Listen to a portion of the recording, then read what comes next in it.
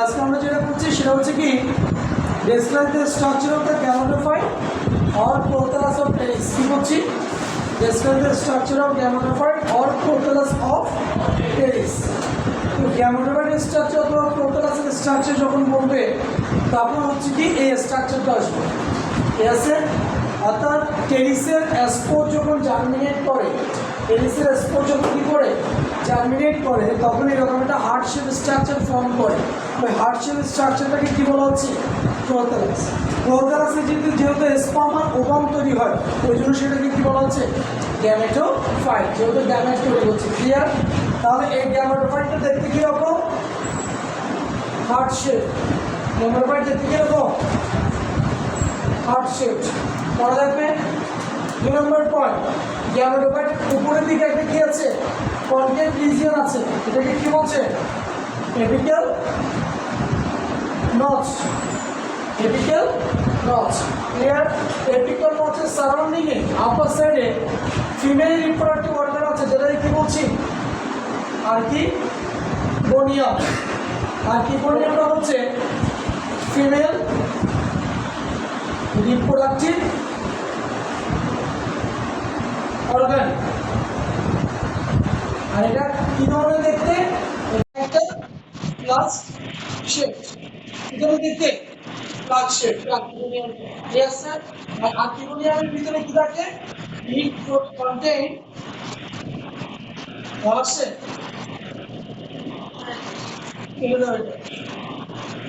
It contain what? Ovum. ঠিক আছে? আর্কিগোনিয়ামের ভিতরে আছে ফিমেল রিপ্রোডাক্টিভ। আর্কিগোনিয়ামকে বলা হচ্ছে ফিমেল রিপ্রোডাক্টিভ অর্গান। এই ফিমেল রিপ্রোডাক্টিভ অর্গান কোন দেখতে? ফ্লাক্স শেপ, এবং তার ভিতরে কি তৈরি হয়? ওভাম তৈরি হয়। ওকে? আর এরপরে হচ্ছে অ্যান্থেরেডিয়াম।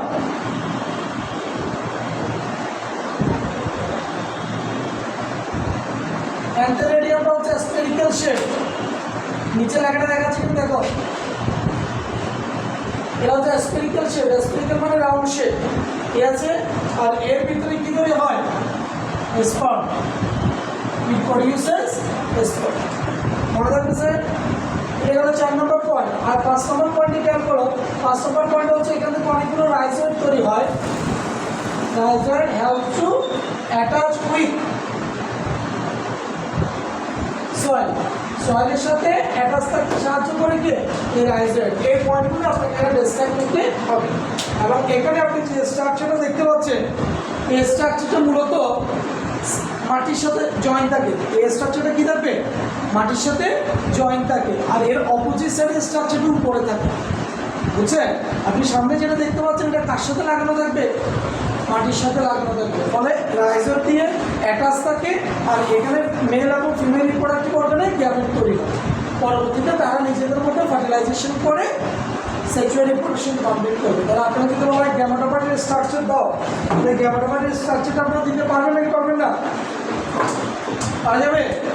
কোনো কনফিউশন আছে? থাকলে বলো। এটা পরীক্ষা আসছিল Dhaka board, Jessore board, Sylhet board, Dinajpur board. সব বোর্ডে 18 সালে আসছে। আবার দিনাজপুর বোর্ডে 2016 সালেও আসছে। কোনটা? এই স্ট্রাকচারটা। পারবেন? তো এখন আপনাকে যদি বলা হয় প্রোথ্যালাসের স্ট্রাকচার, তাহলে এটা। যদি বলা হয় গ্যামেটোফাইটের স্ট্রাকচার, তাও কি? এটা। যদি বলা হয় হার্ট শেপ স্ট্রাকচার, তাও কোনটা? এটা। আরও দুটো টার্ম আছে। এটা লেখা শেষ। আরও দুটো টার্ম আছে। যদি আপনাকে বলা হয় মনোসিয়াস, কি বললো? মনোসিয়াস প্ল্যান্ট, তাও কোনটা দেব? প্রোথ্যালাস। কেন? মনোসিয়াস, মনো মানে কত? এক। একই বডিতে যদি দুটো রিপ্রোডাক্টিভ অর্গান থাকে তখন তাকে কি বলা হয়? মনোসিয়াস। যারা মনোসিয়াস তারা কিন্তু বাইসেক্সুয়াল। বাই মানে দুইটা সেক্স অর্গান একসাথে আছে একই বডিতে। দুইটা সেক্স অর্গান আছে বিধে তাকে কি বলছি? বাইসেক্সুয়াল। একই বডিতে আছে বিধে তাকে কি বলছি? মনোসিয়াস। ক্লিয়ার? আর যেহেতু দুটো সেক্স অর্গান একই সাথে থাকে ওই জন্য অনেক সময় এটাকে কোহ্যাবিটেট প্ল্যান্ট বলে। কি বলে? কোহ্যাবিটেট প্ল্যান্ট। তাহলে কো মানে একসাথে সহ অবস্থান করা, হ্যাবিটেট মানে হচ্ছে কি? প্লেস। তাহলে একই প্লেস যদি দুটো অর্গান একসাথে থাকে তখন তাকে কি বলবো? কোহ্যাবিট্যান্ট প্ল্যান্ট। তাহলে কোহ্যাবিট্যান্ট প্ল্যান্ট বললেও প্রোথ্যালাস, মনোসিয়াস প্ল্যান্ট বললেও কি প্রোথ্যালাস। পারবেন নাকি পারবেন না? কোনো কনফিউশন আছে? এটা ভালো করে শিখে রাখবেন। ক্লিয়ার? ক্লিয়ার? তাই এরপরের কোয়েশ্চেন আসো, বুঝেছি এটা। পরের কোয়েশ্চেন লিখো। পরের কোয়েশ্চেন হচ্ছে, আমি এখানেই দেখাচ্ছি, মনে করো এই প্রশ্নটা আপনাকে বোর্ড পরীক্ষা দিল, দিয়ে বললো কি এটা এক্স, এটা ওয়াই, উপরটা এক্স নিচেটা কি ওয়াই। তার পরীক্ষার প্রশ্ন কীভাবে দিতে পারে? How does x and y helps in sexual reproduction? কি? How does x and y helps in sexual reproduction? এটা দিতে পারে প্রশ্ন। অথবা দিতে পারে analyse the structure of x and y. কি? অ্যানালাইজ অথবা explain the structure of x and y. তাহলে এক্স মানে কি? আর্কিগোনিয়াম, তার স্ট্রাকচার দিতে হবে। ওয়াই মানে কি?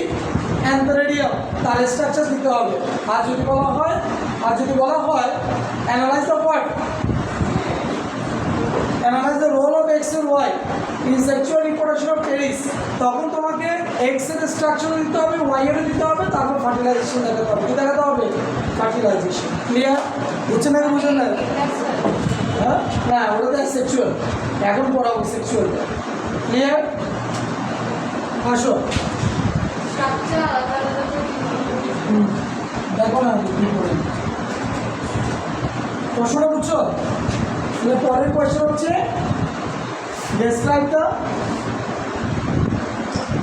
describe the sexual reproduction. Describe the sexual reproduction in pteris. Pteris প্ল্যান্টে কি দেখাতে বলছে? সেক্সুয়াল রিপ্রোডাকশন দেখানো হচ্ছে কিনা দেখাতে পাঁচটা কি বলেছে? টেরিস প্ল্যান্টে কোন ধরনের রিপ্রোডাকশন দেখাতে বলেছে? Sexual reproduction. Clear sir? এটা আমরা এখন একটু দেখবো। তাহলে সেক্সুয়াল রিপ্রোডাকশনের জন্য কী কী লাগবে বলো তো?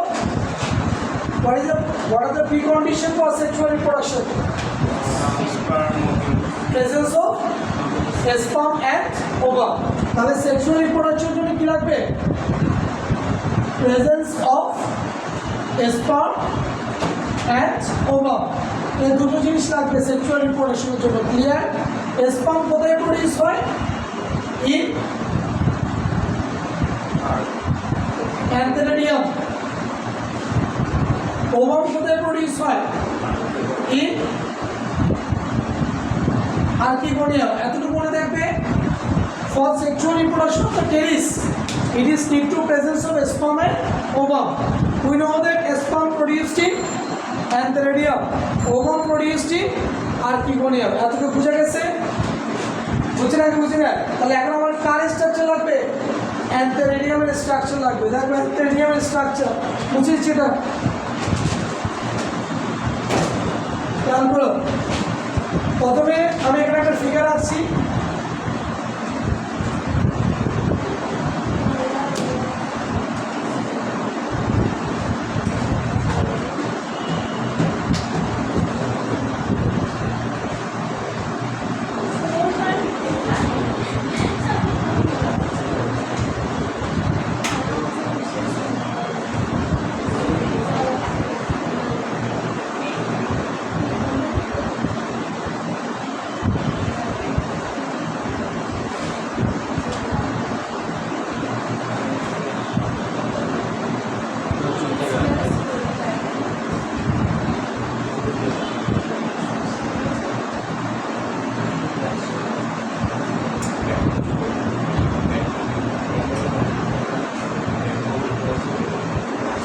তাহলে দেখতে পাচ্ছ এখানে যে ফিগারটা আপনি দেখতে পাচ্ছেন এটা হচ্ছে আর্কিগোনিয়াম। কি? আর্কিগোনিয়াম। আর্কিগোনিয়ামে আপনি একটু খেয়াল করে দেখবেন এখানে দুটো পার্ট আছে। উপরের পার্টটাকে বলা হচ্ছে নেক। কি বলা হচ্ছে এটাকে? নেক। আর নিচের যে পার্টটা আছে সেটাকে বলা হচ্ছে কি তোমার ভেন্টার। একটা হচ্ছে নেক, একটা নাম কি? ভেন্টার। দুটো পার্ট দেখতে পাচ্ছি। কি কি? এটা হচ্ছে নেক পার্ট, আর একটা হচ্ছে কি? ভেন্টার part. Yes sir. One is neck, another one is what? Venter. এখন নেক পার্টটার মধ্যে নেক পার্ট কোনটা? ন্যারো পার্টটা। নেক পার্ট কোনটা? নেক পার্ট হচ্ছে এই ন্যারো পার্টটাকে বলছি নেক। নেক পার্টে 3টা সেল আছে। নেক পার্টে টোটাল কয়টা সেল আছে? 3টা। এই 3টা সেলকে একসাথে বলা হয় নেক ক্যানেল সেল। আর ভেন্ট্রাল রিজিয়নে 2টো সেল আছে, একটা হচ্ছে ভেন্ট্রাল ক্যানেল সেল আর আরেকটা হচ্ছে ওভাম और एक নিচে বুঝছো কিনা দেখো।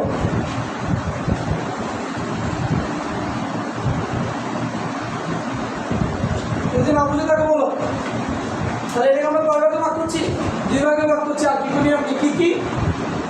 একটা হচ্ছে নেক, একটা হচ্ছে কি ভেন্ট্রাল। একটা নেক, একটা কি ভেন্ট্রাল। তাহলে নেক রিজিয়নে ন্যারো পার্টটা নেক, ওয়াইডার পার্টটা হচ্ছে কি ভেন্ট্রাল। নেক রিজিয়নে কয়টা ক্যানাল সেল আছে? 3টা, যাদেরকে কি বলছি নেক ক্যানাল সেল। আর ভেন্ট্রাল রিজিয়নে 2টা সেল আছে। কি কি? একটা হচ্ছে ভেন্ট্রাল ক্যানাল সেল, একটা কি ওভাম। সো বুঝছি? ক্লিয়ার? এরপরে কি হচ্ছে দেখো, এরপরে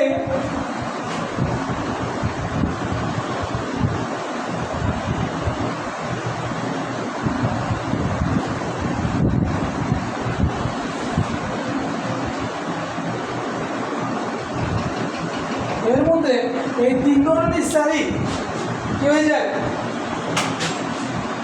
বলে এবার করে দাও।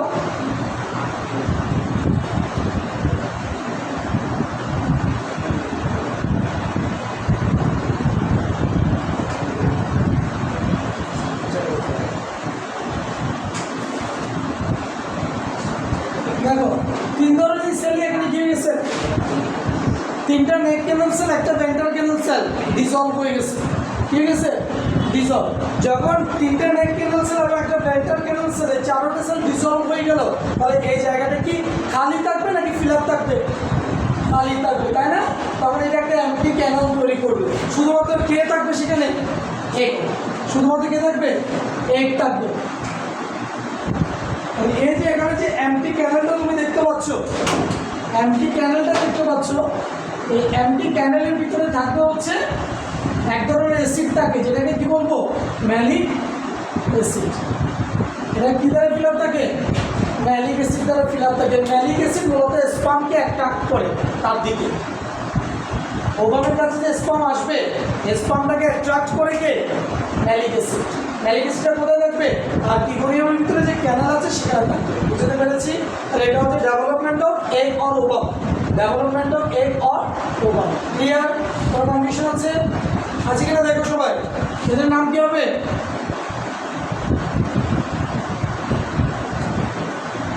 ডেভেলপমেন্ট অফ এগ और ओवम अथवा इकोनियम। पूछो ना देखो।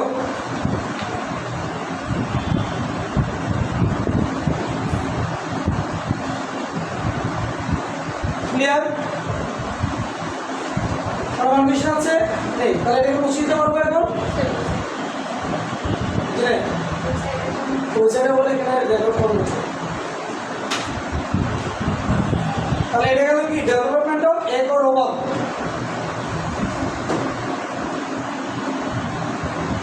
ঠিক আছে? বুঝছো সবাই? এরপরে আসেন, বুঝেছি।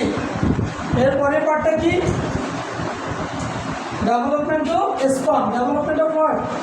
স্পাম। স্পাম যখন তৈরি হয়, স্পামটাকে সাধারণত ক্যারি করার জন্য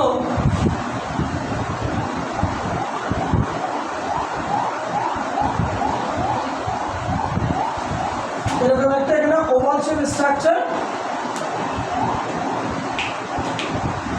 দেখা যায়। একটা ওভাল শেপ স্ট্রাকচার কি করা যায়? দেখা যায়। ঠিক আছে? তার মধ্যে তার ভিতরে থাকে হচ্ছে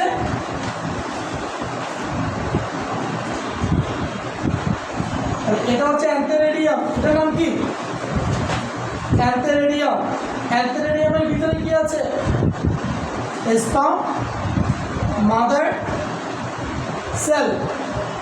এটাকে অনেক সময় বলা হয় অ্যান্ড্রোসাইট। কি বলে? স্পাম মাদার সেল অথবা কি বলা হয় অ্যান্ড্রোসাইট। কয়টা থাকে টোটাল 20 থেকে 50টা, 20 থেকে 50টা কি থাকে স্পাম মাদার সেল থাকে, যাদেরকে কি বলা হচ্ছে অ্যান্ড্রোসাইট। ঠিক আছে, তো যখন ম্যাচিউর হবে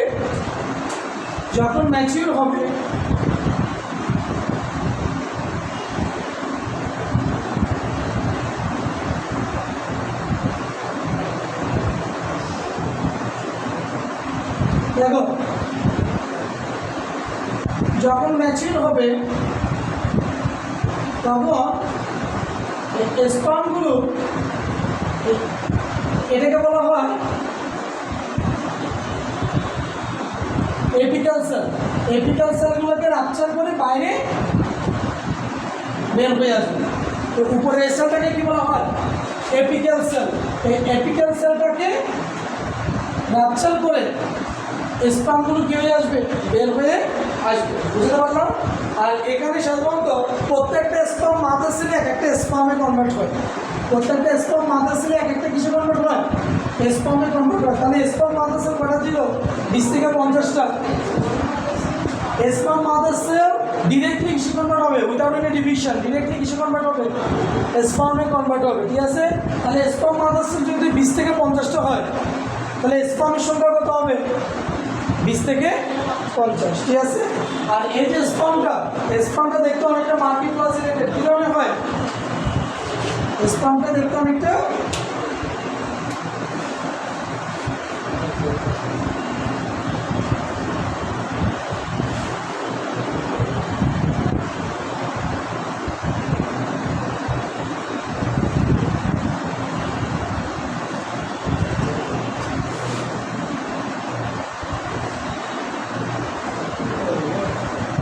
স্পামটা দেখতে অনেকটা মাল্টিপ্লাসিলেটেড। আর ব্রাইফাইটা ছিল বাইফ্লাজিলেটেড, আর এখানে কি মাল্টিপ্লাসিলেটেড, অনেকগুলো ফ্লাজেলা, এগুলো ফ্লাজেলা অনেকগুলো, ওই জন্য এটাকে কি বলা হচ্ছে মাল্টিপ্লাসিলেটেড। স্পামটা সে তৈরি করবে, সব বুঝছেন ক্লিয়ার। তাহলে একদিকে আমি প্রথমে বললাম কি এই তোমার ওভাম কীভাবে তৈরি হয়, এখন কি বললাম স্পাম কীভাবে তৈরি হয়, সব বুঝছেন দ্রুত করে।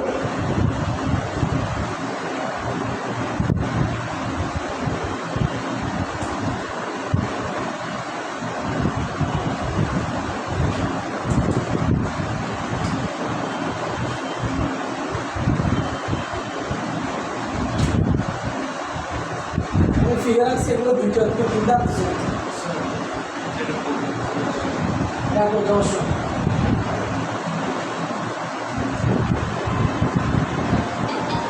পরীক্ষায় যাওয়ার সময় এত কঠিন তো হয় না প্রশ্ন, মোটামুটি কেন হবে করো নাই করলে কেন হবে না আসো, হ্যাঁ সিরিজ আর কি আছো আসো, মেয়েস্টগুলো অনেক ভালো করছে, আরিয়ান অনেক ভালো করছে।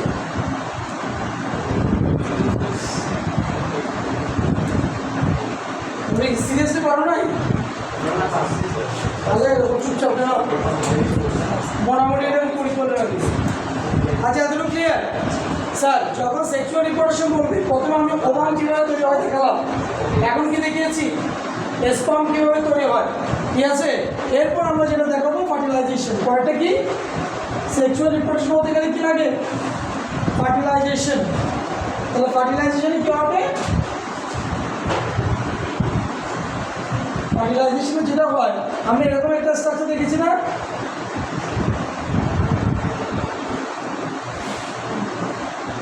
দেখেছিলাম কিনা, এখানে কি ছিল এগ ছিল, এখানে কি ছিল টিএসসি ছিল মেলিক। এই মেলিক অ্যাসিডের কারণে এই স্পামটা সুইম করতে করতে কোথায় চলে আসবে আর কি পরিমাণের ভিতরে চলে আসবে, এসে এর সাথে ফার্টিলাইজ করবে, তারপর তৈরি করবে জাইগোট। কি তৈরি করবে এটাকে বলা হচ্ছে সেক্সুয়াল রিপ্রোডাকশন। করা যাবে বুঝছে না বুঝে নেয় ক্লিয়ার শেষ। তাহলে সেক্সুয়াল রিপ্রোডাকশন এটা সিলেট বোর্ডে আসছে 2019 সালে। এটুকু মধ্যে আগে দুটো সহযোগিতা হলো তোমাকে, হ্যাঁ সেক্সুয়াল রিপ্রোডাকশন মানে তুমি শুধু ফার্টিলাইজেশন দেখাবা, এত কি করেছিল? হ্যাঁ এটাও দিবা।